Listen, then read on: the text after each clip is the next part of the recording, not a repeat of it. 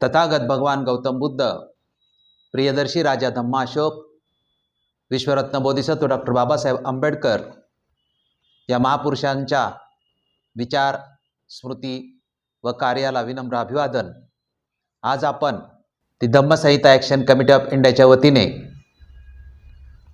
Doctor Babasaheb Ambedkar निर्मित the Buddha and his धम्मा या ग्रंथाच्या प्रबोधन पर्वाचा 13वा भाग, यामधील पहिला भाग जो आहे तो आपण संपन्न केलेला आहे आणि आज आपण याच 13व्या भागाचा जो दुसरा भाग आहे, दुसरा पार्ट आहे, तो आज या ठिकाणी आपण संपन्न करीत आहोत। 13व्या भागाचं शीर्षक आहे की तथागत भगवान गौतम बुद्धाच्या धम्म प्रचाराचं केंद्र राजगृह आणि डॉक्टर बाबासाहेब आंबेडकर कृत पुनरुज्जीवित धम्माचं केंद्र राजगृह हे निवास। आपण तथागतांच्या धम्मप्रचाराचं केंद्र राजगृह हे शहर होतं, याची संपूर्ण माहिती पाहिलेली आहे। आज आपण दुसऱ्या भागामध्ये डॉक्टर बाबासाहेब आंबेडकरांनी आपल्या निवासस्थानाला राजगृह असं जे नाव दिलं होतं, त्या राजगृहाचा संपूर्ण जो इतिहास आहे, त्याचे उद्दिष्ट आहे, बाबासाहेब आंबेडकरांनी हे नेमकं कशासाठी बनवलेलं होतं आणि त्या पाठीमागे बाबासाहेब आंबेडकरांनी हे राजगृह निवासस्थान उभं करण्यामागे त्यांची ध्येय उद्दिष्ट आणि त्या संदर्भामधली आपण सर्व माहिती आज या भागामध्ये आपण संपन्न करीत आहोत। आपणा सर्वांचं प्रथमतः या ठिकाणी शब्दसुमनांनी स्वागत करतो आणि आजचा भाग जो आहे तो आपल्यासमोर सादर करतो। आता आपण डॉक्टर आंबेडकर कृत पुनरुज्जीवित धम्माचं केंद्र राजगृह या दुसऱ्या भागाची माहिती पाहूया। प्राचीन काळातील धम्म प्रचार केंद्र राजगृह या शहराचा प्रेरणादायी वारसा घेऊन बाबासाहेबांनी आपल्या निवासस्थानाला राजगृह हे नाव दिलं आहे। याची दखल देश विदेशातील विद्वान, लेखक, साहित्यिक, विचारवंत, समाजसुधारक व राजकीय पुढारी यांनी घेतलेली आहे आणि म्हणून बाबासाहेबांच्या राजगृहाची निर्मिती, उद्देश, निवासस्थान, ग्रंथालय, ग्रंथालयाचं महत्त्व व योगदान याची सविस्तर माहिती आपण या भागात घेऊया। या भागाचं जे शीर्षक आहे त्या शीर्षकामधल्या शब्दांचं सर्वप्रथम स्पष्टीकरण देणं मी उचित समजतो। मी असं म्हटलेलं आहे की डॉक्टर बाबासाहेब आंबेडकर कृत पुनरुज्जीवित धम्माचं केंद्र असं मी म्हटलेलं आहे। तर डॉक्टर बाबासाहेब आंबेडकर कृत म्हणजे काय आणि पुनरुज्जीवित म्हणजे काय, हा अर्थ समजून घेतल्यानंतर आपल्याला पुढचा विषय समजणं हे सोपं जाईल।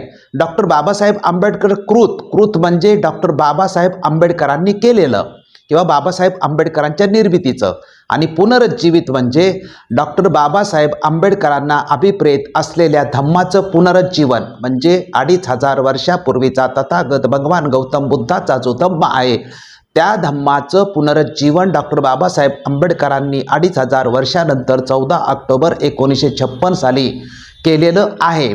त्यामुळे बाबासाहेब आंबेडकरांच्या धम्माचा संबंध आहे तो डायरेक्टली 2500 वर्षापूर्वीच्या मूळ बुद्ध धम्माशी संबंध आहे आणि तो जो मूळ बुद्ध धम्म आहे तो मी 2500 वर्षानंतर या देशामध्ये जो नष्ट झालेला होता तो पुन्हा या देशामध्ये मी पुनरुज्जीवित करीत आहे, ही बाबासाहेब आंबेडकरांची संकल्पना आहे। त्यामुळे जगामध्ये असणारा जो बौद्ध धर्म आहे किंवा जगामध्ये हिनयान, महायान किंवा संप्रदायात्मक असलेला जो बौद्ध धम्म आहे त्याबद्दल डॉक्टर बाबासाहेब आंबेडकर अजिबात काही बोलत नाहीत आणि 14 ऑक्टोबरला त्यांनी ह्याचं स्पष्टीकरण सुद्धा दिलं होतं। पत्रकारांनी विचारलेल्या प्रश्नांच्या वरती बाबासाहेब आंबेडकरांनी म्हटलं होतं की मी हिनयान, महायान किंवा या यानांच्या भानगडीत पडणार नाही किंवा या जगामध्ये जो उपलब्ध बौद्ध धम्म आहे त्या भानगडीत मीही पडणार नाही आणि माझ्या अनुयायांनाही पडू देणार नाही। मी जो स्वीकारलेला आहे तो तथागत भगवंताचा 2500 वर्षापूर्वीचा मूळ धम्म मी स्वीकारलेला आहे, म्हणजेच 2500 वर्षाच्या तथागतांच्या धम्माचं पुनरुज्जीवन 14 ऑक्टोबर 1956 साली डॉक्टर बाबासाहेब आंबेडकरांनी केलेलं आहे। आणि स्पष्ट बाबासाहेब आंबेडकरांनी अधिकृतपणे सांगितलेलं होतं की मी जो स्वीकारलेला धम्म आहे तो 2500 वर्षापूर्वीचा मूळ आणि शुद्ध बुद्ध बाबासाहेब आंबेडकरांनी स्वीकारलेला आहे। त्यामुळे आज जो मी शब्द वापरलेला आहे माझ्या शीर्षकामध्ये की डॉक्टर आंबेडकर कृत पुनरुज्जीवित धम्माचं केंद्र राजगृह हे निवासस्थान आहे. म्हणजे बाबासाहेब आंबेडकरांनी जो धम्म या देशामध्ये नष्ट झाला होता तो पुनरुज्जीवित केला.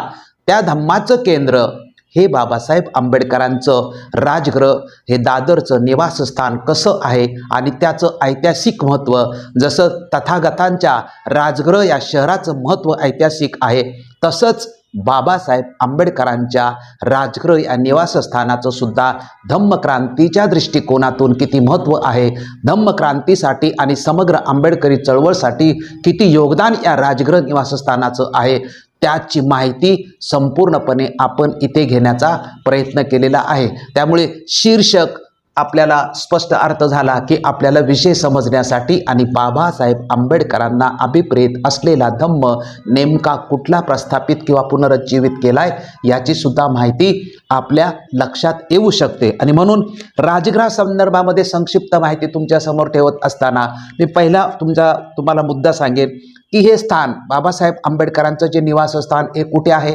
अगदी सामान्यातल्या सामान्य प्रेक्षकांसाठी आणि महाराष्ट्राच्या कानाकोपऱ्यात घराघरातून हा जो आपला कार्यक्रम पाहत आहेत त्या सर्वांना नजरेसमोर ठेवून आपण ही माहिती अतिशय बेसिक लोकांना की सामान्यातल्या सामान्य लोकांनाही कळावी या दृष्टिकोनातून मांडत आहे.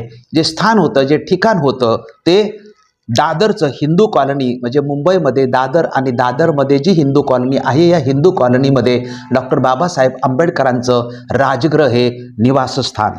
त्यामुळे या राजगृहाचं जे आपण आज इमारत पाहतो आणि लाखो लोक बाबासाहेब आंबेडकरांचं हे राजगृह निवासस्थान आहे हे पाहण्यासाठी बाबासाहेब आंबेडकरांचे अनुयायी लाखोच्या संख्येने ज्यावेळेस आज जातात तिथं त्यावेळेस ते स्ट्रक्चर पाहतात.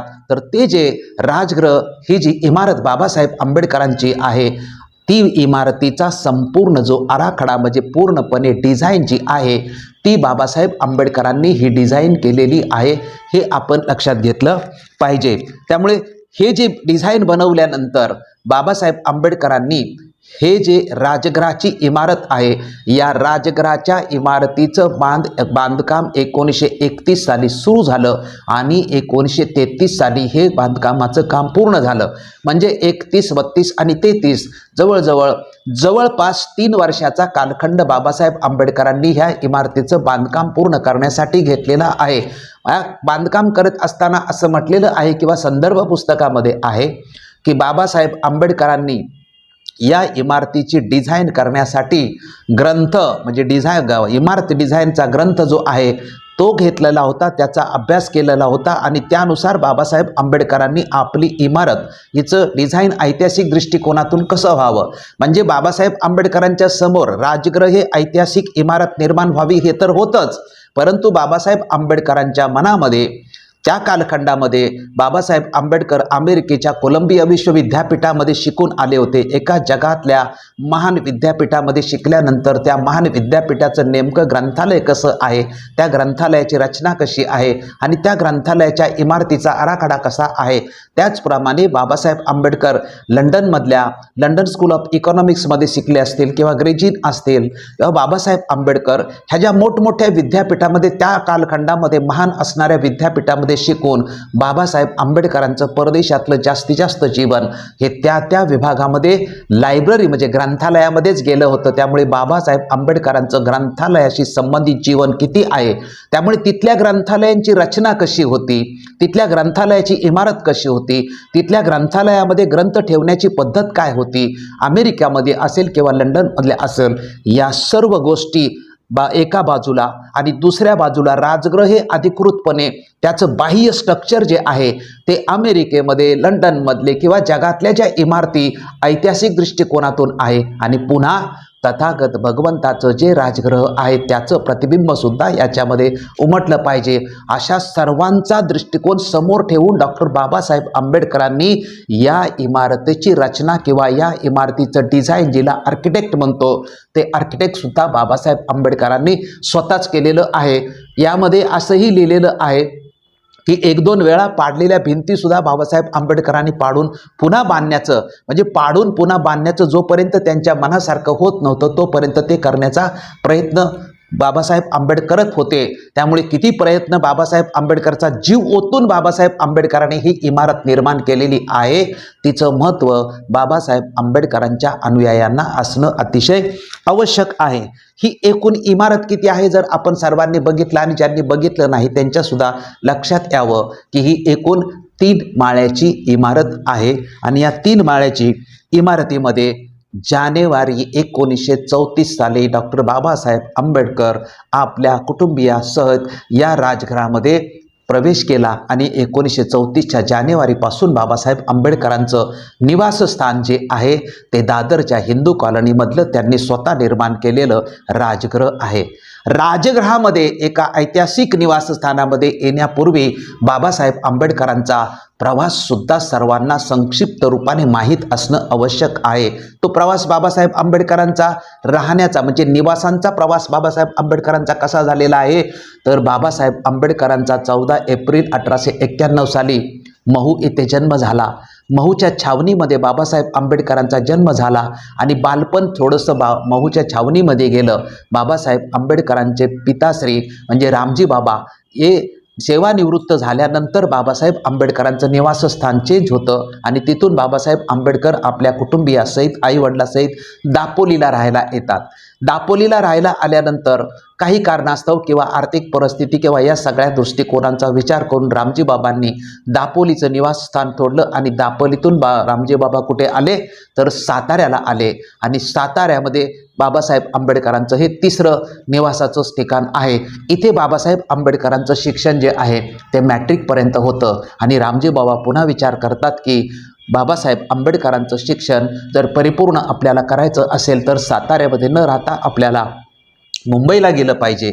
म्हणून डॉक्टर बाबासाहेब आंबेडकर बाबासाहेबांच्या शिक्षणासाठी मुंबईला येतात आणि मुंबई येथे पोयबावडी म्हणजे BIT चाळीमध्ये बाबासाहेब आंबेडकरांचं कुटुंब स्थिरावतं आणि तिथंच बाबासाहेब आंबेडकर 10x10च्या खोलीमध्ये बाबासाहेब आंबेडकर आपलं ग्रॅज्युएशनपर्यंत शिक्षण पूर्ण करतात, रात्रंदिवस अभ्यास करतात आणि 1912 साली बाबासाहेब आंबेडकर आपलं मुंबईच्या एल्फिन्स्टन कॉलेजमधून ग्रॅज्युएशनचं शिक्षण पूर्ण करतात आणि त्यानंतर मग बाबासाहेब आंबेडकरांचं 1913 ते 16 अमेरिकेमध्ये निवासस्थान शिक्षणाच्या निमित्तानं आणि 1920 ते 23 बाबासाहेब आंबेडकरांचं निवासस्थान हे लंडनचं लायब्ररी अशा पद्धतीने होऊ शकतं. आणि एवढ्या खडतर प्रवासाच्या नंतर 1934 जानेवारी हा महिना बाबासाहेब आणि बाबासाहेब आंबेडकरांच्या कुटुंबियासाठी आणि विशेषतः माता रमाईसाठी हा अतिशय आनंदाचा क्षण, आनंदाचा भावनिक आणि खडतर जीवनाचा प्रवास केल्यानंतरचा हा क्षण आहे. मग बाबासाहेब आंबेडकरांच्या खडतर प्रवासानंतर राजगृहासारख्या निवासस्थाना आल्यानंतर आपण विचार करा की आपण जर नवीन घर घेतली तर आपल्याला किती आनंद होतो. मग रमाईला किती आनंद झाला असेल. तो रमाईचा आनंद म्हणतात की गगनात मावत नव्हता. रमाई राजगृहामध्ये राहायला आली तरी रमाई जिथून आली होती त्या पोयबावडीमध्ये किंवा BIT चाळीमध्ये ज्यांच्यामध्ये ती राहत होती त्या आपल्या समाजामध्ये सुद्धा राजघरामध्ये असताना 8 दिवसातून एकदा म्हणजे दर रविवारी रमाबाई पोयबावडीमधल्या आपल्या BIT चाळीतल्या सगळ्या लोकांना भेटायला सुद्धा जात होती. बाबासाहेब आंबेडकरांच्या राजगृहामधली अतिशय दुःखद आणि त्यांच्या संपूर्ण आयुष्यातील जर दुःखद घटना कुठली असेल तर ती 27 मे 1935 ही बाबासाहेब आंबेडकरांच्या आयुष्यातली अतिशय दुःखदायक म्हणजे सर्वात श्रेष्ठ दुःख जर बाबासाहेब आंबेडकरांचं असेल तर 27 मे 1935 यामध्ये राजगृहामध्ये रमाईचं काय होतं निधन झालेलं आहे. 1934 पासून 1956 हा काळ म्हणजे एकंदरीत 22 वर्षाचा काळ राजगृहामध्ये प्रवेश केल्यानंतर बाबासाहेब आंबेडकरांच्या महापरिनिर्वाणानंतरचा हा जो काळ आहे एकंदरीत 22 वर्षाचा. या 22 वर्षाच्या कालखंडामध्ये बाबासाहेब आंबेडकरांचं सलग निवासस्थान हे राजगृह न होता 1934 सालापासून ते 1942 सालापर्यंत बाबासाहेब आंबेडकरांचं सलग निवासस्थान 8 वर्ष हे राजगृह आहे आणि 1942च्या जुलै महिन्यामध्ये डॉक्टर बाबासाहेब आंबेडकर ब्रिटिशांच्या व्हाईसराय कौन्सिलच्या मंत्रिमंडळात मजूर मंत्री होतात आणि 1942 सालापासून ते 5 डिसेंबर 1956 सालापर्यंत डॉक्टर बाबासाहेब आंबेडकरांचं निवासस्थान हे अधिकृतपणे दिल्ली होतं. त्यामुळे 22 वर्षामध्ये 8 वर्ष सलग निवासस्थान दादरचं राजगृह असतं आणि 1942 नंतर बाबासाहेब आंबेडकरांचं निवासस्थान हे अधिकृतपणे दिल्ली हे झालेलं आपल्याला पाहतं. राजगृहाला पाहायला आज आपण असंख्य लोक जात असतो. आता बघा, बाबासाहेब आंबेडकरांनी बौद्ध परंपरेतील राजगृह हे शहर होतं, या शहराला नाव राजगृह दिलंय. म्हणजे राजगृह हे नाव कुठे आहे तर बौद्ध परंपरेतील ऐतिहासिक शहर आहे, या शहराचं नाव निवासस्थानाला दिलेलं आहे. हे नाव कधी दिलेलं आहे तर 1934 साली बाबासाहेब आंबेडकर राहायला जातात. म्हणजे आपण असं म्हणूया की बाबासाहेब आंबेडकरांनी 1934 साली आपल्या निवासस्थानाला राजगृह हे नाव दिलेलं आहे.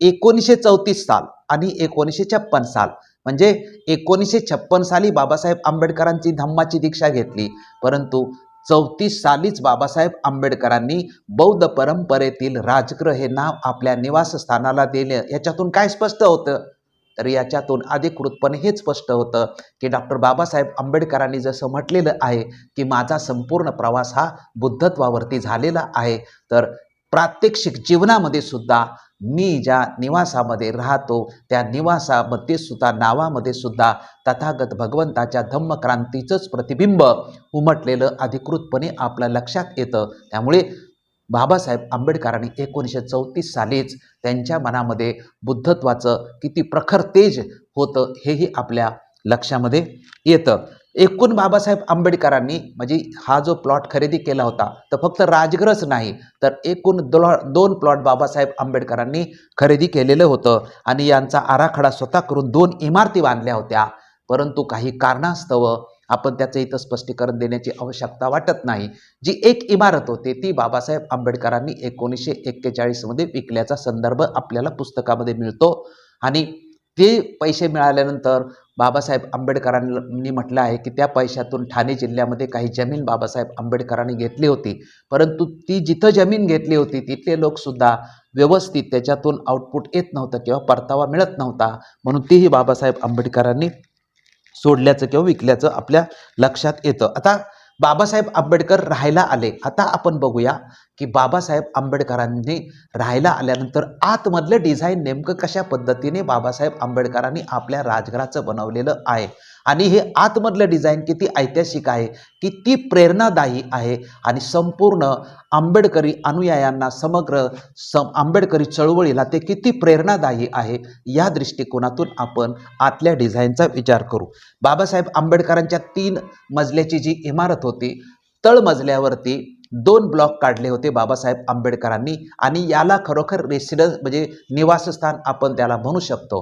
हे जे 2 ब्लॉक होते, ह्या 2 ब्लॉकमध्ये प्रत्येकी 3-3 खोल्या होत्या. म्हणजे या 2 ब्लॉकमध्ये म्हणजे इथं संपूर्ण रमाईचं साम्राज्य होतं असं आपण म्हणू शकतो की इथंच किचन, इथंच डायनिंग हॉल किंवा इथंच सगळं म्हणजे राहण्याचं जे संपूर्ण आहे ते तळमजल्यावरच्या 2 ब्लॉकमधल्या ज्या 3-3 खोल्या होत्या, या 2 ब्लॉकमधल्या 3-3 खोल्यामध्ये निवासस्थान, किचन असेल किंवा पाहुणं रावळे येणं जाणं जे काय असेल ते हे फक्त ग्राउंड फ्लोअरला तळमजल्यावरती होतं. वरचे जे 2 मजले होते, या वरच्या 2 मजल्यावरती मात्र डॉक्टर बाबासाहेब आंबेडकरांनी आपल्यासाठी म्हणजे ग्रंथालयासाठी फक्त जे वरची जागा आहे ती बाबासाहेब आंबेडकरांनी ठेवलेली होती. त्यामुळे ग्रंथालयाचे मग आपण खालच्या आजही आपण गेलो तर आपल्याला तळमजला काही प्रमाणामध्ये बघायला मिळतो, परंतु आज आपल्याला बाबासाहेब आंबेडकरांची लायब्ररी राजगृहामध्ये बघायला मिळत नव्हती. परंतु आपण फक्त गुगलवर जाऊन किंवा त्यापूर्वीची जी चित्र आहेत बाबासाहेब आंबेडकरांच्या लायब्ररीची राजगृहामधली, त्यावरून आपण असा अभ्यास करू शकतो किंवा ॲडव्होकेट BC कांबळेंच्या ग्रंथामध्ये किंवा खैरमोडेंच्या ग्रंथामध्ये किंवा धनंजय किरांच्या ग्रंथामध्ये हे जी बाबासाहेब आंबेडकरांच्या निवासस्थानाची माहिती मिळते. त्या माहितीच्या आधारे आपण इथं असं म्हटलेलं आहे की बाबासाहेब आंबेडकरांचं जे ग्रंथालय आहे हे ग्रंथालय अतिशय ऐतिहासिक अशी त्याची रचना होती. म्हणजे मी सुरुवातीला सांगितलं की बाबासाहेब आंबेडकर अमेरिकेला गेले होते त्यावेळी सकाळपासून संध्याकाळपर्यंत म्हणजे ग्रंथालय ओपन बंद झाल्यापासून ते ग्रंथालय बंद होईपर्यंत ते ग्रंथालयामध्ये होत. त्यामुळे ग्रंथालयाशी लगाव आणि ग्रंथालयाची इंटरनल जी रचना होती, बाबासाहेब आंबेडकरांची सुद्धा ग्रंथालयाची रचना ही शास्त्रोक्त बाबासाहेब आंबेडकरांनी केली होती. म्हणजे जे ग्रंथालय बाबासाहेब आंबेडकरांचं वरच्या मजल्यावरती होतं, म्हणजे इतिहासाचा भाग, अर्थशास्त्राचा भाग, समाजशास्त्राचा भाग, कायद्याचा भाग असेल किंवा वेगवेगळ्या गोष्टीचा चरित्र, जगातल्या सर्वांचे चरित्र, जगात जेवढी युद्ध झाली त्या युद्धांची संपूर्ण माहिती, ते संपूर्ण जगाचा इतिहास, भूगोल, अर्थशास्त्र असेल, कायदा असेल, जगातल्या सगळ्या शहरांची घटना असेल, कुठलं युद्ध कधी आलं, कोण रसातळाला गेलं, कोण वर आलं, कुणाची प्रगती झाली, कुणाचा विकास झाला, कुणाचा विकास झाला नाही, जगातला कुठल्या समाजाने क्रांती केली, कुठल्या समाजाने क्रांती केली नाही, असं अख्ख्या जगातला प्राचीन काळापासून म्हणजे ग्रंथ लिहायला सुरुवात झाल्यापासून जो जगाचा इतिहास जो ग्रंथामध्ये लेखन करण्यात आला किंवा ग्रंथबद्ध करण्यात आला, तो संपूर्ण इतिहास, भूगोल आणि जगातलं मानवाचं ज्ञान जे जे ग्रंथात आलं ते सर्व डॉक्टर बाबासाहेब आंबेडकरांनी त्याचं कलेक्शन केलेलं होतं आणि ते राजघरामध्ये आपल्याला पाहायला मिळतं. त्यामुळे भूगोलाचं सेक्शन एका बाजूला होतं, अर्थशास्त्राचं सेक्शन एका बाजूला होतं, मानसशास्त्राचं सेक्शन एका बाजूला होतं, जगातल्या मोठमोठ्या महामानवांची चरित्र आहे त्यांचं सेक्शन होतं. म्हणजे जर आपण सायन्सचे जर 2 विषय सोडले तर बाकीचं संपूर्ण जगामध्ये जे साहित्य ग्रंथबद्ध झालं होतं, हे संपूर्ण ग्रंथबद्ध साहित्य झालेलं डॉक्टर बाबासाहेब आंबेडकरांच्या ग्रंथालयामध्ये मिळतं. मग बाबासाहेब आंबेडकरांनी ते सेल्फ सगळे जे लावलेले होते, मग बाबासाहेब आंबेडकरांनी पुन्हा की ज्या विषयाचा बाबासाहेब आंबेडकरांना अभ्यास करायचा त्या विषयासाठी बाबासाहेब आंबेडकरांनी त्या ठिकाणी बसण्याची आणि लिखाणाची तिथं टेबल किंवा तिथं खुर्च्या कशा पद्धतीने ठेवायचं अशी प्रत्येक ठिकाणी अशी आधुनिक पद्धतीने आणि लक्झरियस वाटेल अशा पद्धतीने बाबासाहेब आंबेडकरांनी व्यवस्था केली होती. म्हणजे असं नाही की कुठल्या तरी एका कोपऱ्यामध्ये टेबल खुर्ची ठेवलेली आहे आणि सेल्फमधून पुस्तक आणून तिथे वाचलेलं नाही.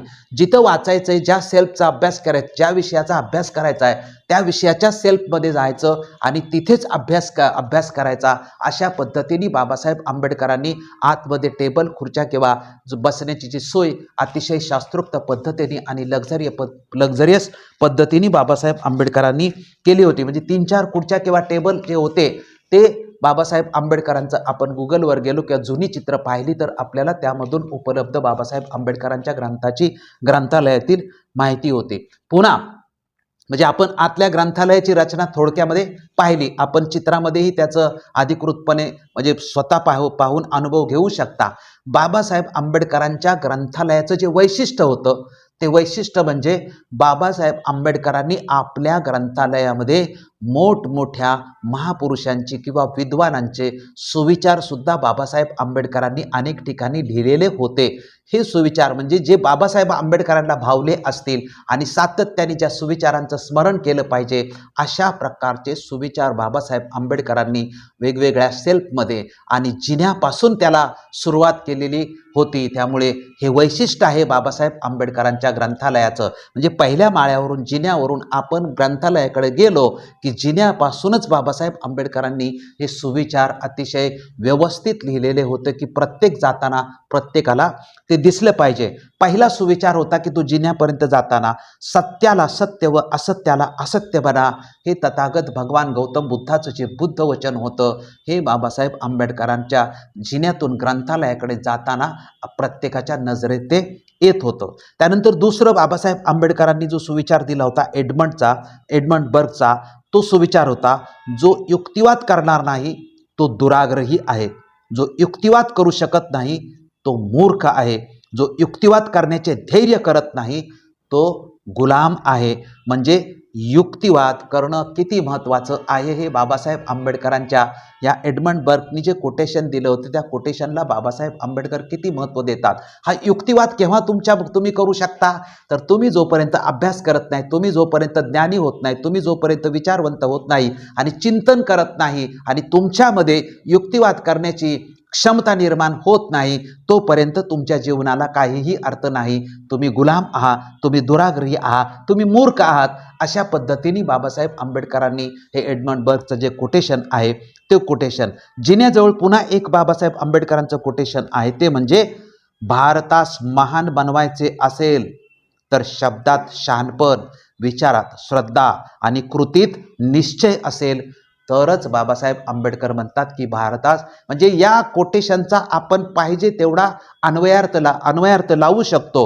शब्दात शहाणपण आहे म्हणजे कसं बोलायचं, कशा पद्धतीने बोलायचं, काय बोलायचं हे प्रत्येकाने विचार करूनच बोललं पाहिजे.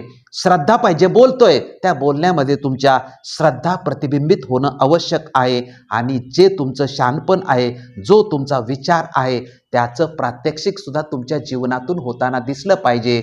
हे बाबासाहेब आंबेडकरांना कदाचित प्रतीत करायचं असेल असं मला वाटतं. पण बाबासाहेबांचे शब्द आहे की शब्दात शहाणपण, विचारात श्रद्धा आणि कृतीत निश्चय तरच भारत महान होऊ शकेल. बाबासाहेब आंबेडकरांचं चौथं कोटेशन होतं ते म्हणजे बाबासाहेबांनी लिहिलेलं आहे की जर तुला मनुष्य बनावायचं असेल तर स्वतःशी कठोर शिस्तीने वागलं पाहिजे. आणि पाचवं जे आहे ते बाबासाहेब आंबेडकरांचं आणि हे सर्वांनी लक्षात घेतलं पाहिजे. म्हणजे बाबासाहेब म्हणतात की धर्म हा मनुष्याकरता आहे, मनुष्य मात्र धर्माकरता नाही. त्यामुळे ही जी कोटेशन आहे म्हणजे याच्यामधली मी प्रतिकात्मक कोटेशन मला जी संदर्भासहित मिळाली ती मी तुमच्या समोर ठेवतोय. आपण याच्यातून एकच संदेश घ्यायचा की आपल्या घरामध्ये सुद्धा आपल्याला जी मानवाच्या कल्याणाच्या दृष्टिकोनातून बाबासाहेब आंबेडकरांच्या आणि तथागत भगवंताच्या ज्ञानातून जी आपल्याला मिळतील आणि जी आपल्याला रोज प्रेरणा देऊ शकतील अशी वाटतील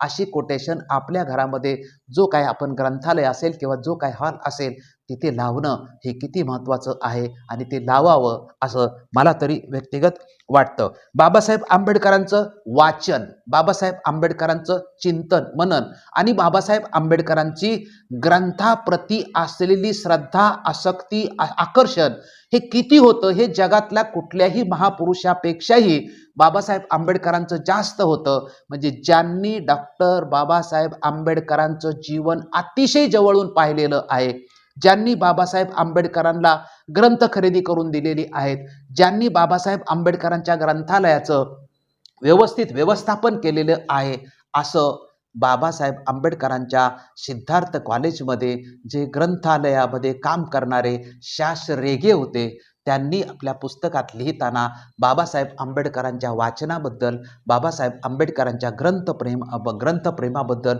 जे लिहिलेलं आहे ते लिहिलेलं आपण वाचलं आणि त्याच्यावर जर आपण चिंतन केलं तर आपल्याला बाबासाहेब आंबेडकरांचं वाचन आणि ग्रंथप्रेम जगात अद्वितीय होतं हे आपल्या लक्षात येईल.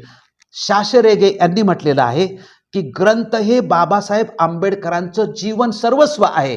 म्हणजे बाबासाहेब आंबेडकरांना जेव्हापासून ते वाचायला लागले तेव्हापासून ते महापरिनिर्वाणापर्यंत त्यांचं जे जीवन आहे त्यांच्या जीवनातला असा कुठलाही एक दिवस गेला नसेल की त्या दिवशी त्यांनी ग्रंथाला हात लावला नाही, की त्या दिवशी त्यांनी ग्रंथ वाचला नाही. अशी तुम्हाला शेकडो किंवा हजारो उदाहरणं बाबासाहेब आंबेडकरांच्या जीवनातील देता येतील की बाबासाहेब कॉलेजमध्ये गेले की कॉलेजमधून आले आणि बसले टेबलावर तर हातात पुस्तक. बाबासाहेब आंबेडकर हायकोर्टमध्ये गेले किंवा कुठल्याही कोर्टामध्ये गेले, कोर्टातून आल्यानंतर लगेच आपल्या जागेवर बसलं की लगेच पुस्तक हातात. असे कुठेही बाबासाहेब आंबेडकर तुम्हाला दिसणार नाहीत की बाबासाहेब आंबेडकर चाललेत पण बाबासाहेब आंबेडकरांच्या हातात पुस्तक नाही, बाबासाहेबांच्या बॅगेमध्ये पुस्तक नाहीत, असं बाबासाहेब आंबेडकरांचा एकही दिवस आपल्याला दिसणार नाही. त्यामुळे बाबासाहेब आंबेडकरांचं ग्रंथ हे जीवन सर्वस्व होतं असं शासरेगेच्या दृष्टिकोनातून आणि आपण संपूर्ण बाबासाहेब आंबेडकरांचं चरित्र वाचल्यानंतर आपल्या सुद्धा ते लक्षात येतं. शासरेगे म्हणतात की वाचन हे बाबासाहेब आंबेडकरांचं व्यसन होतं. म्हणजे व्यसन सुद्धा माणसाला कुठलं असलं पाहिजे आणि वाचनाचं एक व्यसन असलं पाहिजे की ज्याच्याशिवाय मनुष्याला करमूच शकत नाही, ज्याच्याशिवाय एकही क्षण मनुष्य राहू शकत नाही, असं वेड किंवा असं व्यसन डॉक्टर बाबासाहेब आंबेडकरांना ग्रंथ वाचनाचं होतं. प्रत्येकाने लावून घेतलं तर त्याचं आयुष्य बाबासाहेब आंबेडकरांच्या पावलावर पाऊल ठेवण्यासारखं होऊ शकतं, आदर्शवत होऊ शकतं. आणि म्हणतात शास्त्रेगे म्हणजे वाचन म्हणजे जीवन सर्वस्व आहे, व्यसन आहे. आणि पुन्हा शब्द रेगे म्हणतात की तो डॉक्टर बाबासाहेब आंबेडकरांचा प्राणवायू आहे. म्हणजे काय शास्त्रेगेंना सांगायचंय की बाबासाहेब आंबेडकर ग्रंथ वाचनाशिवाय जगूच शकत नाहीत. किंवा बाबासाहेब आंबेडकर ग्रंथ वाचनाशिवाय एक दिवस किंवा एक क्षण सुद्धा राहू शकत नाही. आजूबाजूला, समोर, पाठीमागे कुठेही बाबासाहेब आंबेडकर हे कायमस्वरूपी संपूर्ण आयुष्य ग्रंथ सहवासामध्ये संपूर्ण जीवन त्यांचं गेलेलं आहे. हे शास्त्रज्ञांना सांगायचंय. ग्रंथ वाचन हा त्यांचा प्राणवायू होता की एक सेकंद सुद्धा ते ग्रंथाच्या शिवाय बाबासाहेब राहू शकत नाहीत. असं जगातलं महान हे व्यक्तिमत्व होतं. शास्त्रज्ञ म्हणतात की बाबासाहेब आंबेडकरांचे ग्रंथ हे गुरु होते, सोबती होते, मित्र होते. आणि पुढे शब्द वापरतात की वाचन शक्ती अफाट आणि आकलन शक्ती अपूर्व. म्हणजे वाचन कुणी करत बसला, पण बाबासाहेब आंबेडकरांची जी वाचन शक्ती होती, जे आपण ऐकलेलं आहे, बाबासाहेब 18 तास, बाबासाहेब 20-20 तास अभ्यास करत होते. म्हणजे 24 तासातले 18 आणि 20 तास आज आपण सर्वसाधारण माणूस पुस्तक वाचायला बसला की अर्ध पान बसलं की सांगतो की मला झोप आलेली आहे, आणि तसंच पुस्तक ठेवतो आणि तो झोपतो. मग 18 आणि 20 तास ते एकच दिवस नाही, अख्खं आयुष्यभर ज्या महापुरुषांनी 18 आणि 20 तास वाचन केलेलं असेल त्या महापुरुषांचं जीवन किती आदर्शवत असलं पाहिजे. आणि हे लक्षात घेतलं पाहिजे की किती अद्वितीय असा महापुरुष होऊन गेला की 18 आणि 20 तास वाचनाशिवाय त्याचा दिवस जात नव्हता. हे किती महत्त्वाचं होतं. म्हणून शास्त्रज्ञ म्हणतात की वाचनाचा नाद म्हणजे ज्ञानाचा झरा. याचा प्रत्यय आंबेडकरांच्या जीवनामध्ये क्षणोक्षणी आणि पदोपदी येत होता. बाबासाहेब म्हणजे ग्रंथ आणि ग्रंथ म्हणजेच बाबासाहेब, असं समीकरण बाबासाहेब आंबेडकरांच्या जीवनचरित्राचं आहे. आणि पुन्हा 1934 सालापासून जे समीकरण बनलं, म्हणजे अख्खं आयुष्य समीकरण काय आहे तर बाबासाहेब म्हणजे ग्रंथ आणि ग्रंथ म्हणजे बाबासाहेब आंबेडकर. तसंच जे बनलं होतं ते बाबासाहेब आंबेडकरांना राजगृह म्हणजे ग्रंथालय आणि ग्रंथालय म्हणजे राजगृह, हे समीकरण डॉक्टर बाबासाहेब आंबेडकरांच्या राजगृहाचं होतं. त्यामुळे ग्रंथमूल्य, ग्रंथप्रेम, ग्रंथसंगती, ग्रंथ सहवास याची फारकत आंबेडकरांच्या जीवनामध्ये कधीही नव्हती. आणि ग्रंथाची अप्रियता ही गोष्टच बाबासाहेब आंबेडकरांच्या जीवनामध्ये कधीही असू शकत नाही किंवा ती कधीही नव्हती. म्हणून अनेक लेखकांनी बाबासाहेब आंबेडकरांच्या, अनेक लोकांनी चरित्र लिहिलेली आहेत आणि त्या चरित्रामध्ये बाबासाहेब आंबेडकरांच्या ग्रंथप्रेमांचं स्पष्टीकरण दिलेलं आहे किंवा लिहिलेलं आहे. त्यामध्ये एक आहेत की राजेंद्र पारे या लेखकाने बाबासाहेब आंबेडकरांचं चरित्रात्मक पुस्तक लिहिलेलं आहे. त्यामध्ये ते म्हणतात की हे जे ग्रंथालय आहे म्हणजे हे जे राजगृह आहे, ह्या राजगृहाला निवासस्थान नाही म्हटलं पाहिजे, तर या राजगृहाला ग्रंथालयच म्हटलं पाहिजे. कारण बाबासाहेब आंबेडकरांनी प्राथमिकता या इमारतीची निवासस्थानाऐवजी प्राथमिकता जी दिलेली आहे ती संपूर्ण ग्रंथालयालाच दिलेली आहे. त्यामुळे अनेक लेखक आहेत, विद्वान आहेत, आज राजगृहाची जी आपण आठवण करतो किंवा ऐतिहासिक स्मृतीची राजगृहाची आहे, बाबासाहेब आंबेडकरांचं निवासस्थान म्हणून जरी असलं तरी त्या निवासामध्ये जे हजारो लाखो ग्रंथ बाबासाहेब आंबेडकरांचं होतं, म्हणजे अख्ख्या जगाचं ज्ञान त्या इमारतीमध्ये होतं. त्यामुळे त्या इमारतीला काय म्हटलं पाहिजे, ग्रंथालय म्हटलं पाहिजे, असं अनेक लोकांचं म्हणणं आहे. त्याच्यामध्ये राजेंद्र पारे यांचा संबंध आपल्याला दिसतो. म्हणजे इमारतीची रचना, स्वरूप, वाचन व ग्रंथसंग्रह यांचा आपण संपूर्ण अभ्यास केल्यानंतर आपणही असं म्हणू शकतो की बाबासाहेब आंबेडकरांनी प्राधान्य जे दिले होतं ते प्राधान्य ग्रंथालयाला दिलं होतं. बाबासाहेब आंबेडकरांनी प्राधान्य निवासस्थानाला जास्त दिलेलं आढळत नाही. परंतु पुन्हा एक जगातलं एक मोठं वैशिष्ट्य आहे की घरामध्ये ग्रंथालय, घर आणि ग्रंथालयाचा आदर्श या महापुरुषांनी अख्ख्या जगाच्या समोर कसा ठेवलेला आहे, हे याचं अद्वितीय असं उदाहरण. अनेक लोकांनी ग्रंथालय सुद्धा बनवले असतील, परंतु ते आपल्या निवासस्थानामध्ये ग्रंथालय न बनवता बाजूच्या बिल्डिंगमध्ये बनवले असतील किंवा बाजूच्या हॉलमध्ये बनवले असतील. परंतु ग्रंथालय आणि गृह या दोन्हींचा आदर्श पुन्हा एक जगातलं वैशिष्ट्य हे बाबासाहेब आंबेडकरांच्या दृष्टिकोनातून आपल्या लक्षामध्ये येतं. आता आपण बाबासाहेब आंबेडकरांच्या ग्रंथालयाची रचना पाहिली आणि त्याची वैशिष्ट्ये अधिकृतपणे पाहिलं. त्यानंतर बाबासाहेब आंबेडकरांचं वाचन, बाबासाहेब आंबेडकरांचा प्राणवायू कसा आहे, व्यसन कसं आहे आणि ग्रंथापासून फारकत बाबासाहेब आंबेडकर कशी घेऊ शकत नाही हा मुद्दा पाहिला. आता मी मुद्दा तुमच्यासाठी पुन्हा एक अतिशय महत्त्वाचा देतो. म्हणजे जगात अनेक महापुरुष होऊन गेले, विद्वान महापुरुष होऊन गेले. या विद्वान महापुरुषांनी वाचनाबद्दल किती म्हणजे मानवाच्या कल्याणाचं जे तत्वज्ञान आहे ते तत्वज्ञान ग्रंथामधून कसं घ्यायचं आणि ग्रंथाचं मानवाच्या कल्याणासाठी काय महत्त्व आहे, या दृष्टिकोनातून बाबासाहेब आंबेडकरांनी जे लिहिलं त्यांचे जे ग्रंथ आहेत त्या ग्रंथामधल्या जगातल्या मोठमोठ्या विद्वानांची कोटेशन आपल्याला पाहायला मिळतात. म्हणजे संविधानाचं लिखाण करत असतील ते जगातल्या कायदे पंडिताची कोटेशन आपल्याला दिसतात. चरित्रात्मक लिहिलं गेलं तर जगातली संपूर्ण जी चरित्र जी महान पुरुषांची आहेत त्यांची उदाहरणं बाबासाहेब आंबेडकर देतात. जगातल्या धार्मिक क्रांत्यांची उदाहरणं बाबासाहेब आंबेडकर देतात.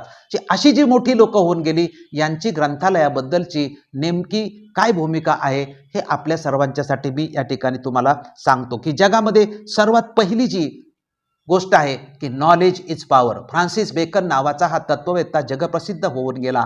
त्याने ज्ञान ही शक्ती आहे. मानवी जीवनातली सर्व शक्ती काय असेल तर ती ज्ञान आहे.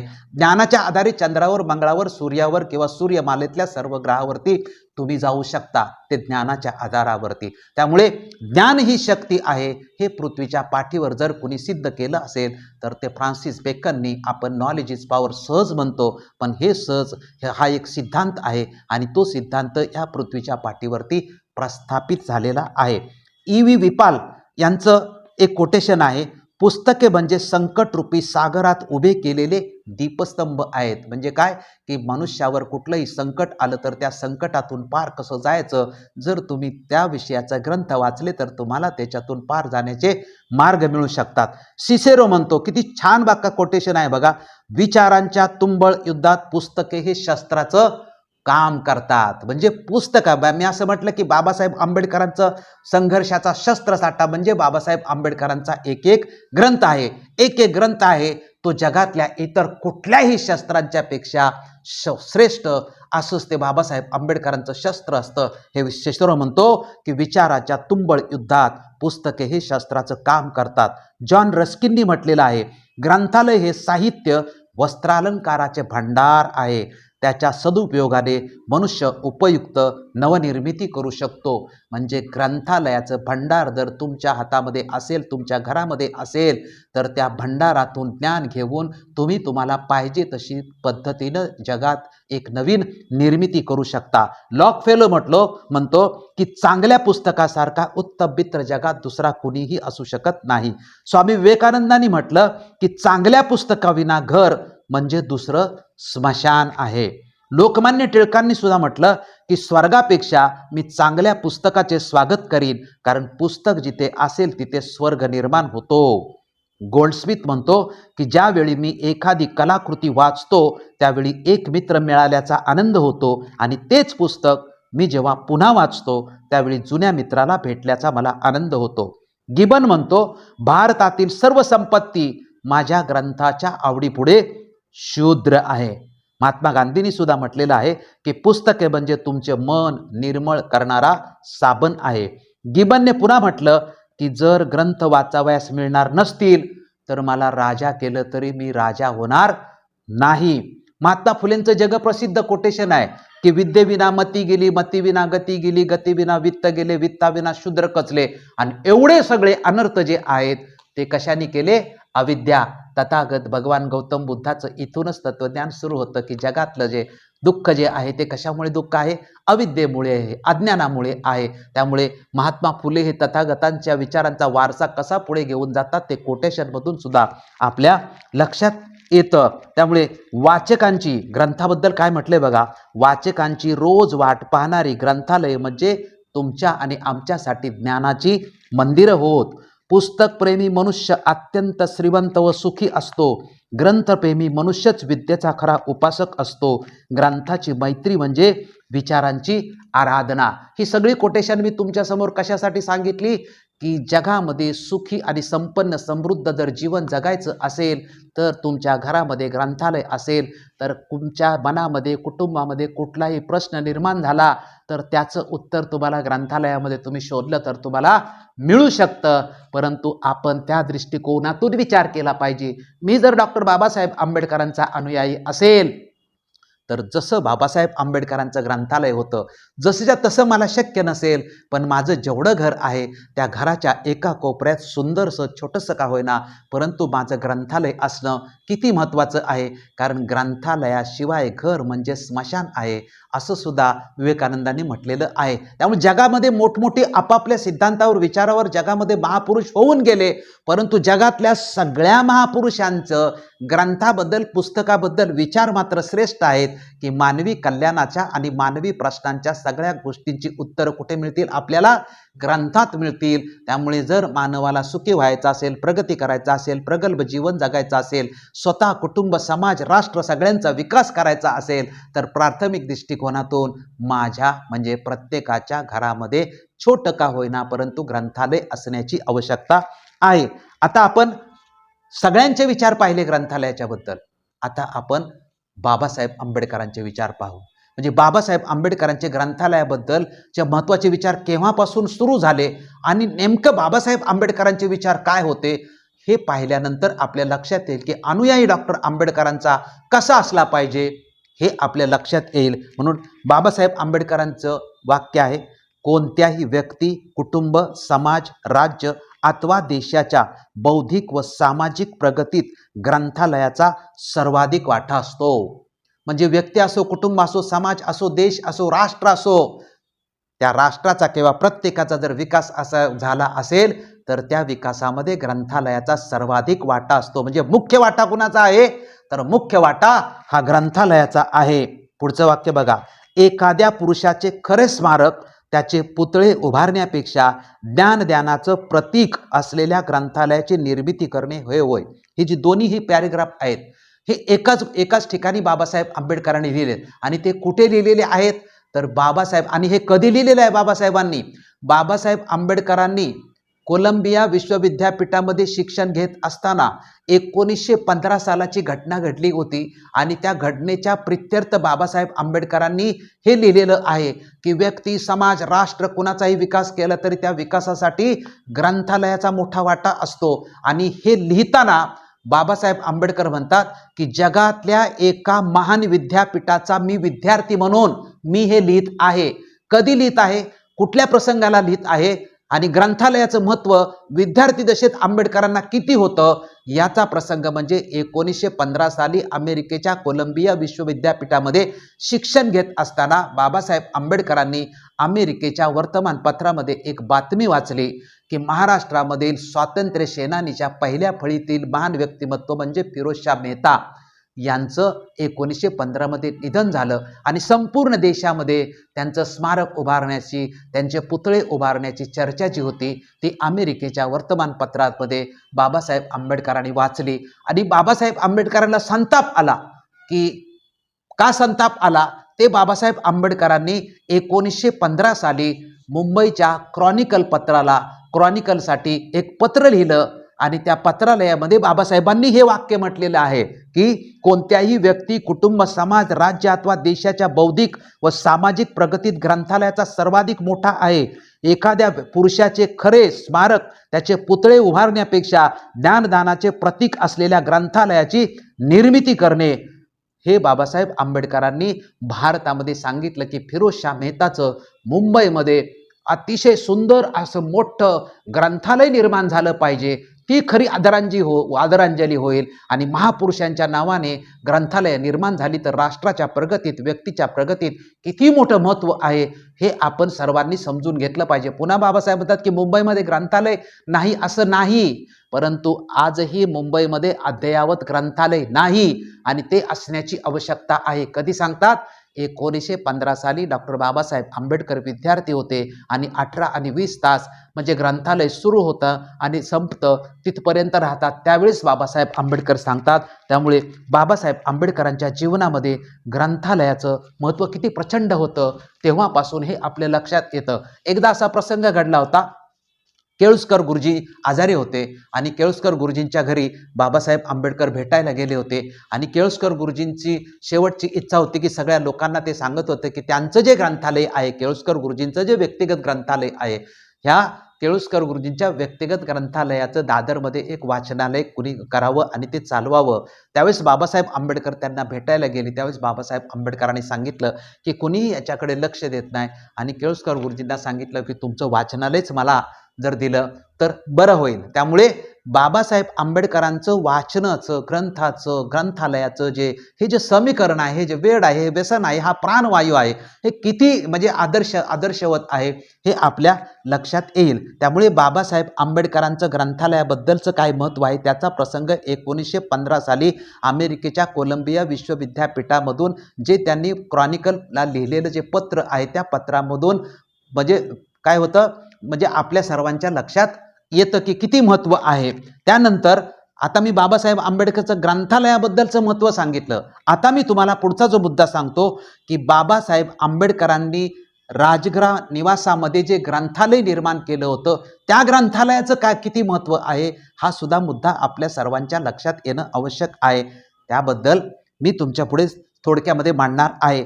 मिस्टर जॉन मुंथर, बघा, मिस्टर जॉन मुंथर यांनी आपल्या इनसाइड एशिया 1938 साली लिहिलेला आहे. मिस्टर जॉन मुंथर यांनी आपल्या इनसाइड एशिया या पुस्तकामध्ये लिहिलेलं आहे की ते म्हणतात डॉक्टर आंबेडकरांचं खाजगी ग्रंथालय हे व्यक्तिगत ग्रंथालयामध्ये सर्वात जगात मोठे होते.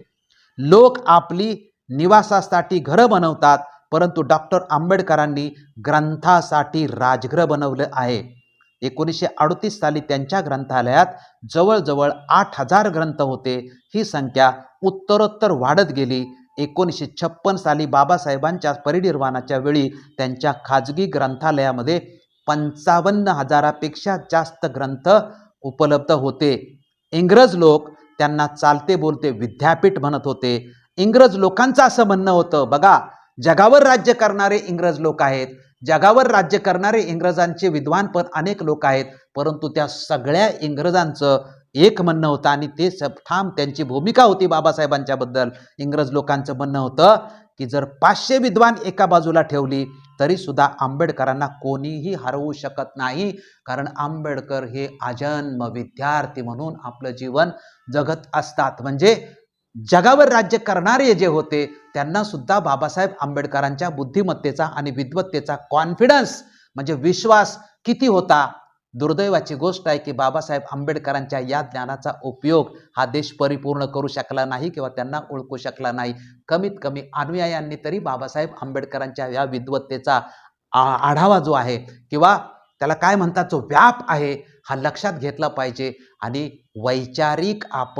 वैचारिक प्रवास करायला सुरुवात केली पाहिजे किंवा वैचारिक दृष्टिकोनातून संपूर्ण बाबासाहेब आंबेडकरांच्या अनुयायांनी आपली प्रगती करणं आवश्यक आहे. मी का म्हटलं असं की भावनिक होणं हे चांगलं नसतं. भावनिक होणं सुरुवात थोडंसं चांगलं असतं, पण भावनेचा अतिरेक, भावनेवर आरूढ होऊन प्रवास करण्यापेक्षा वैचारिकतेवर आरूढ होऊन जर आपण प्रवास केला तर जगात प्रगती कुणीही थांबवू शकत नाही, विकास कुणीही थांबवू शकत नाही. काय म्हटलेलं आहे की जगातील सर्वात मोठं व्यक्तिगत ग्रंथालय म्हणजे जगात प्रत्येकाच्या विद्वान लोकांची आपापली ग्रंथालय आहेत, पण या विद्वानांचं जर जगातला जर सर्वे तुम्ही केला तर आपल्या लक्षात येईल की व्यक्तिगत ग्रंथालयामध्ये सर्वात मोठं जे ग्रंथालय आहे ते डॉक्टर बाबासाहेब आंबेडकरांचं आहे.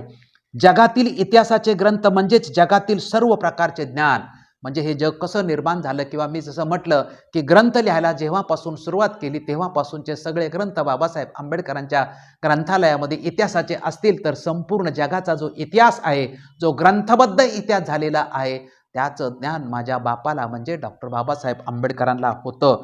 55,000हून अधिक ग्रंथ, परंतु निश्चित ग्रंथाची अनेकांनी सांगितलं, कोणी 50,000 55,000 वेगवेगळी संख्या सांगतात. म्हणजे बाबासाहेब आंबेडकरांची ग्रंथसंख्या ही सातत्याने वाढत होती. त्याचं उदाहरण द्यायचं असेल तर बाबासाहेब आंबेडकर अमेरिकेमध्ये शिकायला गेले. तिथं पुस्तके खरेदी करायचे आणि बोटीने ते मुंबईला पाठवायचे. बाबासाहेब आंबेडकर लंडनमध्ये शिकायला गेले तरी तिथे शिकत असताना जी पुस्तकं खरेदी केलेली आहे ती अगोदरच ती बोटीने मुंबईला पाठवायची असते आणि दामोदर हॉलमध्ये बाबासाहेब आंबेडकरांचा तो साठा किंवा ती लायब्ररी आपल्याला बाबासाहेब आंबेडकरांची बघायला मिळते. जानेवारी 1934 मध्ये जेव्हा बाबासाहेब आंबेडकरांनी राजघरामध्ये प्रवेश केला तेव्हा ती संपूर्ण लायब्ररी बाबासाहेब आंबेडकरांनी दामोदर हॉलमधली राजघरामध्ये शिफ्ट केलेली किंवा घेऊन गेलेले दिसतात. मानवी कल्याणाच्या संघर्षासाठीचा हा ग्रंथरूपी शस्त्रसाठा आहे. म्हणजे हा जो ग्रंथरूपी शस्त्रसाठा आहे या शस्त्रसाठ्याच्या आधारावर बाबासाहेब आंबेडकरांनी आपले संपूर्ण लढाया जिंकलेल्या आहे. म्हणजे हा ज्ञानरूपी शस्त्रसाठा होता. संविधानाची लढाई असेल, संविधान सभेचं ड्राफ्टिंग असेल किंवा बाबासाहेब आंबेडकरांनी अस्पृश्य मूळचे कोण होते, शूद्रपूर्वी कोण होते, हा जो संपूर्ण इतिहास संशोधनात्मक प्रत्येक पुस्तक हे एका प्रश्नावरती आहे आणि संशोधनात्मक डॉक्टर बाबासाहेब आंबेडकरांचा ग्रंथ आहे. या सगळ्या संशोधनात्मक ग्रंथाचा जो शस्त्रसाठा किंवा आधार बाबासाहेब आंबेडकरांचं हे ग्रंथालय अधिकृतपणे आहे, साठा आहे. आता बघा, मी फक्त आपण चर्चा करतो पुस्तकांमधून की बाबासाहेब आंबेडकरांचं निवासस्थान आणि त्या निवासस्थानामध्ये एवढं मोठं ग्रंथालय होतं. पण जर आपण बघितलं तर 1934 ते 1942 8 वर्षे बाबासाहेब आंबेडकरांचा इथे सहवास होता. परंतु 8 वर्षापेक्षा जास्त 42 ते 56 14 वर्षाचा बाबासाहेब आंबेडकरांचा निवास कुठे आहे तर दिल्लीमध्ये आहे. मग दिल्लीमध्ये बाबासाहेब आंबेडकरांचं ग्रंथालय किती मोठं असेल, दिल्लीमध्ये बाबासाहेब आंबेडकरांच्या बंगल्यामध्ये ग्रंथ किती असतील आणि दिल्लीमध्ये बाबासाहेब आंबेडकरांचं लिखाण किती झालं असेल याची प्रचिती छोट्याशा उदाहरणावरून येते की जे आज आपण महाराष्ट्र सरकारच्या वतीने जे ग्रंथ प्रकाशित होताना आपल्याला रायटिंग अँड स्पीचेसच्या माध्यमातून दिसतात ते बाबासाहेब आंबेडकरांचा दिल्लीतलाच तो लिखाणाचा जो साठा आहे सगळा तो साठा बाबासाहेब आंबेडकरांच्या पेट्याची पेट्या ज्या सरकारच्या ताब्यात आहेत आणि त्याच्यातून हे ग्रंथ प्रकाशित होताना आपल्याला दिसतात. त्यामुळे 14 वर्ष बाबासाहेब आंबेडकर दिल्लीत होते आणि त्यावेळेस बाबासाहेब आंबेडकर मजूर मंत्री किंवा चांगल्या चांगल्या पदावर होते. त्यावेळेस बाबासाहेब आंबेडकरांनी किती ग्रंथ प्रकाशित केले असतील याची आपण काहीही सांगू शकत नाही. कारण बाबासाहेब आंबेडकरांचं असं म्हटलं जातं की अमेरिकेमध्ये जेवढी पुस्तकाची दुकानं आहेत, लंडनमध्ये जेवढी पुस्तकाची दुकानं आहेत आणि भारतातल्या मोठमोठ्या शहरामध्ये जेवढी पुस्तकाची दुकानं आहेत ती सगळी दुकानं बाबासाहेब आंबेडकरांना माहिती होती. त्या सगळ्या दुकानांचा पत्ता बाबासाहेब आंबेडकरांना माहिती होता की कुठल्या दुकानामध्ये पुस्तक मिळेल. म्हणजे या महापुरुषांचं ग्रंथ खरेदी वाचन सोडा की दुसऱ्याचं पुस्तक वाचन नाही, ग्रंथ खरेदीचं आणि ग्रंथ खरेदी करून वाचनाचं जगातलं व्यसन किंवा अद्वितीय असं वेड होतं हे यावरून आपल्या लक्षात येईल. ज्ञानाच्या लढाईतील एखाद्या अभेद्य किल्ल्याप्रमाणे ग्रंथालय म्हणजे ही जी ज्ञानाची लढाई आहे. बाबासाहेब एक्सटेज बॅरिस्टर होते का तर भारतात अनेक लोक बॅरिस्टर होते. बाबासाहेबांच्या शिवाय या देशाचं संविधान कुणीच लिहू शकला नाही. कारण 1929 सालापासून या देशामध्ये ब्रिटिश आणि काँग्रेस यांच्यामध्ये संविधानाच्या प्रक्रिया सुरू झाल्या होत्या. त्या अगदी 1946च्या अगदी संविधान सभा निवडण्यापर्यंत या देशामध्ये संविधान बनवणारं व्यक्तिमत्व कुणालाही मिळू शकलं नाही. अनेकांनी प्रयत्न केले संविधान लिहिण्याचे, परंतु कुणालाही या देशामध्ये या देशाचं संविधान लिहिणं कुणालाही जमलेलं नाही. ब्रिटिश आणि त्या काळातले भारतीय मिळून हा सगळा प्रयत्न करत होता. मी या संविधानाचं महत्त्व सांगतोय. जे या संविधानाला गालबोट लावण्याचा प्रयत्न करतात, की जे संविधान रिराईट करायचं असं म्हणतात, ते लक्षात घ्या की ब्रिटिशांच्या कालखंडापासून ते स्वातंत्र्य मिळेपर्यंत या देशाचं संविधान लिहिण्यासाठी या देशात कोणी व्यक्ती मिळू शकली नाही. बाबासाहेबांच्या शिवाय या देशामध्ये भारताचं संविधान कोणी लिहिलं नाही आणि भविष्यात सुद्धा संपूर्ण जात पात धर्म पंथ भाषा प्रांत अशा या 140 कोटीच्या विविधतेत असलेल्या लोकांना किंवा संपूर्ण देशाला एकत्रितपणे ठेवण्याचं काम फक्त तथागत भगवान गौतम बुद्धाच्या तत्वज्ञानावरच स्वातंत्र्य समता आणि बंधुत्व या तत्वत्रयीवरती होऊ शकतं आणि तेच काम महापुरुष डॉक्टर बाबासाहेब आंबेडकरांनी केलेलं आहे. त्यामुळे ज्ञानाच्या लढाईतील हा अभेद्य किल्ल्याप्रमाणे बाबासाहेब आंबेडकरांचे ग्रंथ होते. वाचलेल्या ग्रंथावर ही फार मोठी एक घटना तुम्हाला मी सांगणार आहे की बाबासाहेब आंबेडकर जे ग्रंथ वाचायचे, ग्रंथ वाचून ठेवायचे नाही, तर ग्रंथ वाचत असताना प्रत्येक पानावर जो मुद्दा वाचला त्या मुद्द्याबद्दल बाबासाहेब आंबेडकरांच्या मनामध्ये त्या क्षणी निर्माण झालेले जे काही प्रश्न असतील किंवा गोष्टी लक्षात आली असतील तर त्याची ते बाजूच्या मार्जिनमध्ये किंवा बाजूचा जो समास असतो त्यामध्ये बाबासाहेब आंबेडकर हे टिपण करून ठेवायचे. म्हणजे बाबासाहेब आंबेडकरांनी पुस्तक वाचलं हे आपलं वाचलंय की नाही वाचलं हे आपण कुणीही सांगू शकतं. का सांगू शकतं तर बाबासाहेब आंबेडकरांनी वाचलेल्या पुस्तकावरती बाबासाहेब आंबेडकर प्रत्येक पानावरती त्यांना जो डोक्यात मुद्दा आला त्यावेळेस तो त्याचं टिपण केलेलं असायचं. हे उदाहरण मी तुमच्यासाठी का सांगतोय तर ज्येष्ठ साहित्यिक आपल्या महाराष्ट्रामधले रमेश शिंदे आहेत, त्यांनी मला एक अतिशय महत्त्वाचं उदाहरण सांगितलं की जे घडलेलं आहे असं त्यांनी, मी गेल्या महिन्यात त्यांच्याकडे गेलो होतो त्यावेळेस त्यांनी माझ्याशी बोलता बोलता सांगितलं की बाबासाहेब आंबेडकरांनी बौद्ध धम्माची जेवढी पुस्तकं वाचली होती त्या प्रत्येक पुस्तकावरती टिपण असणं हे साहजिक. बाबासाहेब आंबेडकरांनी जी लिहिलेली पुस्तकं आहेत ते व्यक्ती म्हणते की ती मला लंडनच्या लायब्ररीमध्ये ती पुस्तकं मला सगळे मिळू शकली असती किंवा कुठल्याही म्हणजे ठिकाणी मला ती पुस्तकं मिळू शकली असती, परंतु नाही, मला बाबासाहेब आंबेडकरांनी वाचलेलीच पुस्तकं पाहिजेत. कारण का तीच पुस्तकं पाहिजेत तर त्या पुस्तकावरती बाबासाहेबांनी नेमकं टिपण काय केलेलं आहे हे त्या व्यक्तीला अभ्यासायचं होतं. आणि मग अशी जेवढी बाबासाहेब आंबेडकरांनी पुस्तकं वाचली होती त्या सर्व पुस्तकांचं झेरॉक्स करून ती व्यक्ती लंडनला घेऊन गेली आणि त्या व्यक्तीने त्या टिपणावरती संशोधन करून PhD पूर्ण केलेलेच हे जे उदाहरण आहे हे रमेश शिंदे साहेबांनी, मी गोरेगावला त्यांच्या घरी गेलो त्यावेळेस त्यांनी मला हे उदाहरण सांगितलेलं आहे. त्यामुळे दुसरं एक उदाहरण आहे की डॉक्टर बाबासाहेब आंबेडकरांच्या निवासस्थानी ज्यांनी बनारस हिंदू विश्वविद्यालयाची स्थापना केली ते पंडित मदन मोहन मालवीय मुंबईला बाबासाहेब आंबेडकरांच्या राजघरामध्ये येतात. कारण त्यांना बाबासाहेब आंबेडकरांच्या ग्रंथालयाची माहिती मिळालेली होती. त्यामुळे मुंबईमध्ये आल्यानंतर स्पेशली ते बाबासाहेब आंबेडकरांच्या राजघराला भेट देतात आणि राजघराला भेट दिल्यानंतर बाबासाहेब आंबेडकरांचं जे ग्रंथालय आहे ते संपूर्ण ग्रंथालयाची हे पंडित मदन मोहन मालवीय म्हणजे पाहणी करतात आणि पाहणी केल्यानंतर डॉक्टर बाबासाहेब आंबेडकरांना डायरेक्ट बाबासाहेब आंबेडकरांना म्हणतात की डॉक्टर आंबेडकर, तुमचा जो हा ग्रंथ साठा आहे किंवा हे तुमचं ग्रंथालय आहे ते तुम्ही मला द्या, तुम्ही जी किंमत सांगाल ती किंमत मी तुम्हाला देईन. आता बघा, बाबासाहेब आंबेडकरांचा प्राणवायू किंवा बाबासाहेब आंबेडकरांचं जीवन किंवा बाबासाहेब आंबेडकरांचं हे सर्वस्व आहे, हे सर्वस्व काय मागण्याचा पंडित मदन मोहन मालवीय यांनी प्रयत्न केला. त्यावेळेस बाबासाहेबांनी सहज उत्तर दिलं की तुम्ही माझा मित्रच मागताय, तुम्ही म्हणजे माझं सर्वस्वच मागताय, हे सर्वस्व कधी मी विकू शकत नाही आणि त्याचं मोल हे कधीही होऊ शकत नाही. त्यामुळे बाबासाहेब आंबेडकरांचं मी तुमच्या राजगृहाचं ग्रंथालय याचं महत्त्व सांगितलं. आता हे महत्त्व यासाठी सांगितलं की मी काय आदर्श घेतला पाहिजे. मी तुमच्या समोर हा एपिसोड संपन्न करतोय, राजगृहाचा ऐतिहासिक किंवा बाबासाहेब आंबेडकरांच्या राजगृहाचं महत्त्व समजावून सांगतोय. हे महत्त्व समजावून सांगण्याच्या पाठीमागं आपण जर वर्तमान काळात जर काय त्याच्यातून संदेश घेणार नसेल तर मग या संपूर्ण माहिती घेण्याचा काहीही अर्थ नाही. त्या दृष्टिकोनातून मी म्हटलं की राजगृहाचा आपण काय आदर्श घेतला पाहिजे, अनुयायांनी काय आदर्श घेतला पाहिजे. राजगृह या नावातून धम्म इतिहासाची स्फूर्ती मिळते आपल्याला. धर्म निवडीच्या वेळी विविध धर्माबरोबर चर्चेची आठवण होते. बाबासाहेब आंबेडकरांनी 1934 साली राजघरामध्ये प्रवेश केला.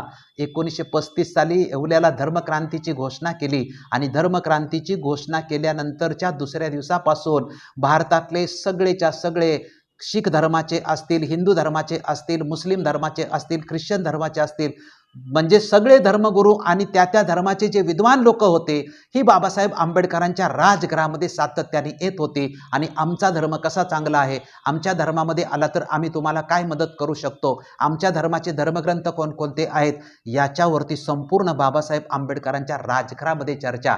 म्हणजे धर्मनिवडीच्या अभ्यासामध्ये डॉक्टर बाबासाहेब आंबेडकरांच्या पुनर्जीवित धम्माच्या क्रांतीमध्ये वाटा सिंहाचा कुणाचा आहे.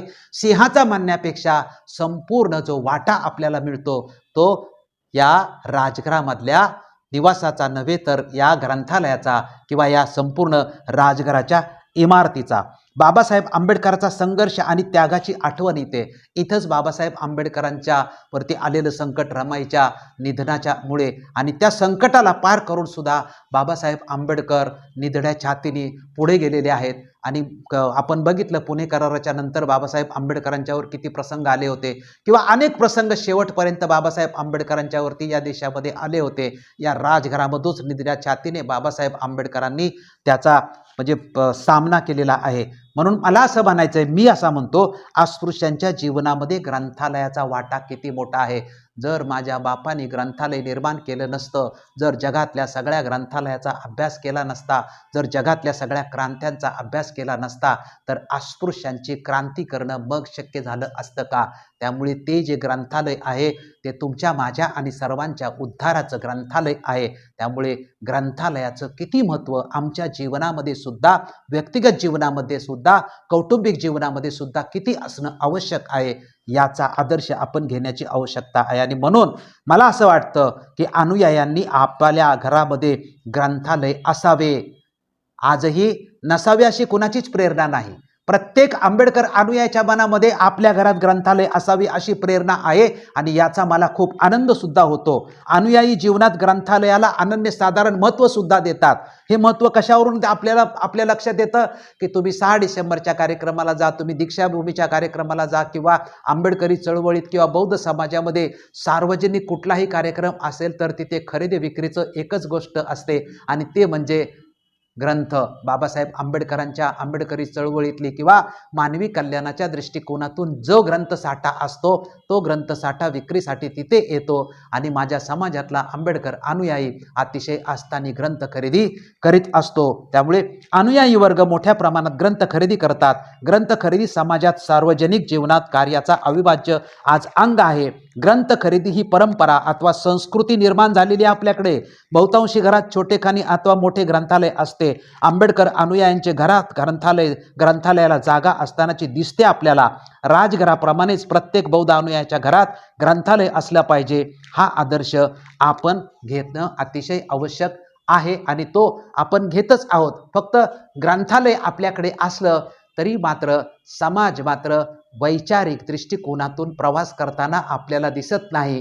कारण आपण बघितलं की आत्ताच्या 10 दिवसाच्या कालखंडामध्ये आपण पहिल्याच संस्कृतीचं संवर्धनाच्याकडे आपली वाट जाताना आपल्याकडे दिसते.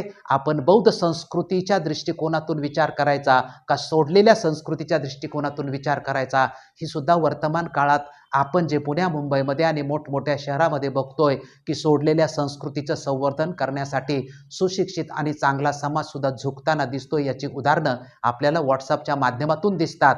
मग ही जर उदाहरणं घडत असतील तर आपण काय राजघराचा आणि ग्रंथालयाचा आणि एवढ्या मोठ्या महापुरुषाच्या विद्वत्तेचा काय आदर्श घेतो याचाही विचार करण्याची आज अतिशय वेळ आहे. याच्यातली सर्वात मोठी घडण म्हणजे प्राणवायू, ऑक्सिजन, व्यसन असं सगळं म्हटलं तरी सुद्धा हाच महापुरुष जगामध्ये ग्रंथाशिवाय जीवनच त्याचं नाही, एक क्षण पण असू शकत नाही, एक सेकंद सुद्धा राहू शकत नाही. तोच महापुरुष ग्रंथ जाळायला निघतो. तोच महापुरुष म्हणतो की ग्रंथ आणि जाळून पण टाकतो. तोच महापुरुष बाबासाहेब आंबेडकर जे विषमतेचं डॉक्युमेंट आहे ते मनुस्मृती हा ग्रंथ सुद्धा बाबासाहेब आंबेडकर जाळतात. आणि याच्यातून काय प्रचित होतं की या जगामध्ये स्वातंत्र्य, समता आणि बंधुत्वा म्हणजे समता प्रस्थापित करण्याची दस्तऐवजांचे ग्रंथ जगामध्ये अस्तित्वात असणं आवश्यक आहे. विषमतेच्या तत्वज्ञानाला बाबासाहेब आंबेडकरांच्या ग्रंथालयात आणि जीवनामध्ये कुठलाही अधिकार असू शकत नाही. आणि त्याच्या अनुयायांनी सुद्धा याच दृष्टिकोनातून बाबासाहेब आंबेडकरांनी बुद्ध आणि त्यांचा धम्म हा जो ग्रंथ लिहिलाय त्या ग्रंथामध्ये सुद्धा बाबासाहेब आंबेडकरांनी धम्म, सधम्म आणि अधम्म असे 3 प्रकार केलेले आहेत. आणि त्या 3 प्रकारात तिसरा ग्रंथ आहे की अधम्म म्हणजे ग्रंथ वाचण्याला सुद्धा अधम्म म्हटलेलं आहे.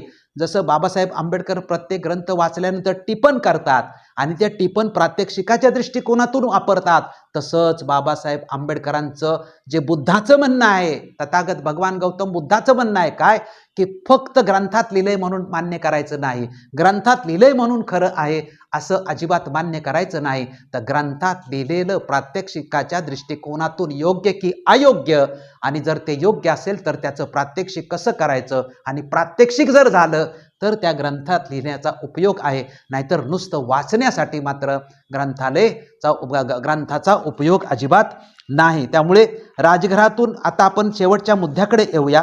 राजगृहामध्ये कुठलं कार्य घडलेलं आहे त्याची काही कारणं सांगितली, पण राहिलेली जी कारणं आहेत ती फक्त मी तुम्हाला वाचून दाखवतो, कारण त्याचा संदर्भ या व्हिडिओमध्ये येण्याची आवश्यकता आहे. बाबासाहेब आंबेडकरांनी राजगृहामधून मुक्ती कोण पुते ही पुस्तक लिहिलं. म्हणजे 13 ऑक्टोबर 1935ला धर्मक्रांतीची घोषणा केल्यानंतर बाबासाहेब आंबेडकरांनी 30, 31 आणि 1 जूनला जे नायगावच्या महार परिषदेमध्ये भाषण केलं, त्या भाषण जे तयारी आहे ती कुठून झाली? राजगृहामधून मुक्ती कोण पते याची निर्मिती झालेली आपल्या लक्षात येतं. बाबासाहेब आंबेडकरांनी ॲनिहिलेशन ऑफ कास्ट, संपूर्ण देशातले सगळे लोक जाती व्यवस्थेचे निर्मूलन होण्यासाठी या देशामध्ये एकमेव दस्तऐवज आहे तो म्हणजे ॲनिहिलेशन ऑफ कास्ट.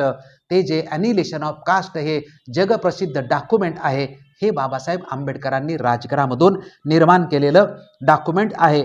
पुणे गोखले इन्स्टिट्यूटमध्ये भाषण संघराज्याविरुद्ध स्वातंत्र्य हे बाबासाहेब आंबेडकरांनी लिहिलं.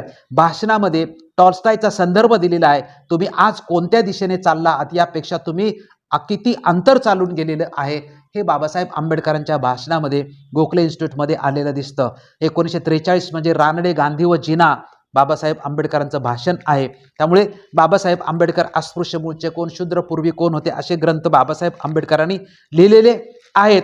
एक शेवटचा मुद्दा आहे की हे बाबासाहेब आंबेडकरांचं निवासस्थान राष्ट्रीय स्मारक झालं पाहिजे की नाही किंवा व्हायला पाहिजे की नाही, हा एक मुद्दा म्हणजे चर्चेत येतो, परंतु त्याच्यावरती परिपूर्ण आपल्याकडे कोणालाही माहिती नाही. ॲडव्होकेट BC कांबळे यांनी राजगृह हे जसे महापरिनिर्वाणाच्या कालखंडामध्ये होते तसेच राहावे अशी एक सूचना मांडली होती, परंतु त्यांनी आपल्या पुस्तकात लिहिलं की माझ्या सूचनेकडे कोणीही लक्ष दिलं नाही आणि तिचा कोणी विचारही केला नाही.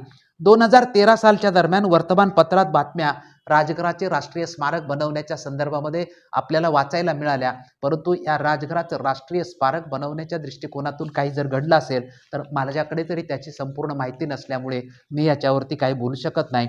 शेवटचा जो मुद्दा आहे तो आहे की बाबासाहेब आंबेडकर म्हणजे हे संपूर्ण मी माहिती दिली की बौद्ध परंपरेतलं राजगृह हे शहर आणि बाबासाहेब आंबेडकरांच्या पुनरुज्जीवित धम्माचं राजगृह हे केंद्र.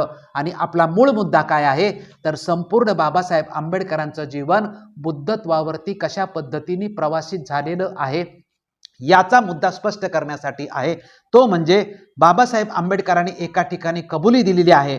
काय कबूल दिले? बाबासाहेब म्हणतात, मी जो काही आणि जे काही आहे तो फक्त आणि फक्त बुद्धामुळेच आहे.